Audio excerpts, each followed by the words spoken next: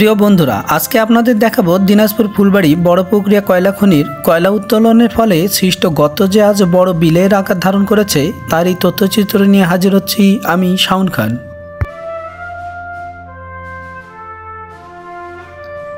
প্রথমে আপনাদের জানিয়ে রাখতে চাই, বাংলাদেশের স্বাধীনতার পর 1985 সালে বাংলাদেশ ভূতাত্ত্বিক জরিপ অধিদপ্তর দিনাজপুরের কয়লা আবিষ্কার করে।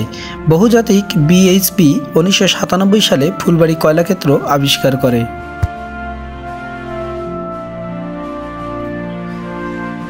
চীনা কোম্পানি CMC-XMC কনসোর্টিয়ামের সঙ্গে চুক্তির মাধ্যমে 2005 সালের সেপ্টেম্বর মাস থেকে বড় পুকুরিয়া কয়লা খনির অভ্যন্তর থেকে বাণিজ্যিকভাবে কয়লা উত্তোলন শুরু করে,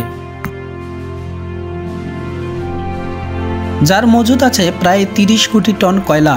এইভাবে 11 সাল, 2017 সাল, 2021 সাল পর্যন্ত কয়লা উত্তোলন করে। বর্তমানে এখন পেট্রোবাংলার আওতাধীন রয়েছে। 2027 কিংবা আরও বৃদ্ধি পেতে পারে কয়লা খনির কয়লা উত্তোলনের, কিন্তু দিন দিন কয়লা উত্তোলনের ফলে আশেপাশের গ্রামের ফাটল দেখা দেয় 2006 সাল থেকেই। তখন থেকেই শত শত হেক্টর জমির বিরূপ প্রতিক্রিয়া দেখা দেয়। এখনও বর্তমানে 17টি গ্রামের অন্তত 11,000 মানুষ ক্ষতিগ্রস্ত হয়েছে। প্রথমে কোল্ড মাইনিং পদ্ধতিতে কয়লা খনির কয়লা উত্তোলনের পাশাপাশি তা ভরাট করার কথা থাকলেও কিঞ্চিত পরিমাণ করেননি কর্তৃপক্ষ। তারই ফল আজ বড় পুকুরিয়ার কয়লা খনির। প্রথমে দেখলেই যে কেউ মনে করতে পারে এ যেন কোনো এক রাজার আমলের তৈরি বড় পুকুর। না, মানব সৃষ্ট নয়, কয়লা উত্তোলনের জন্য দেবে যাওয়ার কারণে সৃষ্ট এক দিঘি।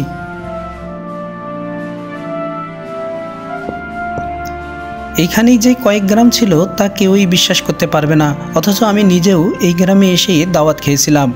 অথচ আজ আর নেই সেই গ্রাম।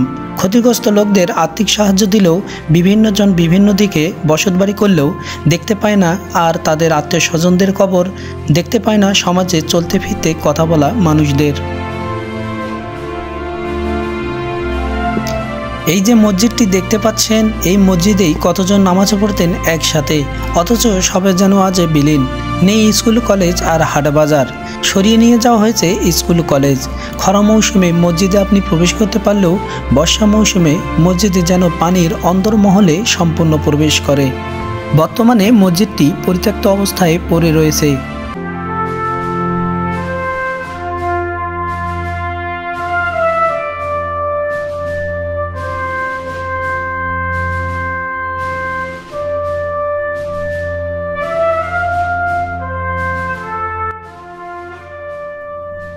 তবে বিশেষ কোনো দিন ঈদে উপচে পড়া মানুষের ভিড় আপনাকে অবশ্যই বিস্মিত করবে, যেন এক পর্যটন নগরী। তাছাড়াও মানুষ বিভিন্ন সময়ে সময় পেলেই ঘুরতে আসে। আমরাও এসেছিলাম ঘুরতে। নানা মুখরোচক খাবার সহ শিশুদের বিনোদনের ব্যবস্থা করে থাকে স্থানীয় লোকেরা। আপনি চাইলেই নৌকা ভ্রমণ কিংবা স্পিডবোটে চড়ে এক প্রান্ত থেকে অপর প্রান্তে ঘুরতে পারবেন।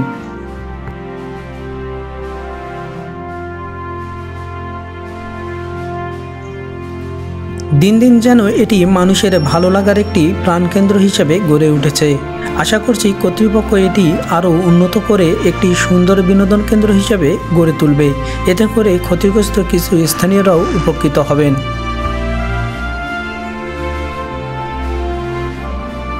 প্রিয় বন্ধুরা, আজ এই পর্যন্তই। নতুন নতুন কোনো ঘটনার তথ্য ও নিদর্শন স্থান সম্পর্কে জানতে আমাদের পেজটি ফলো ও শেয়ার করে সাথেই থাকবেন। ধন্যবাদ।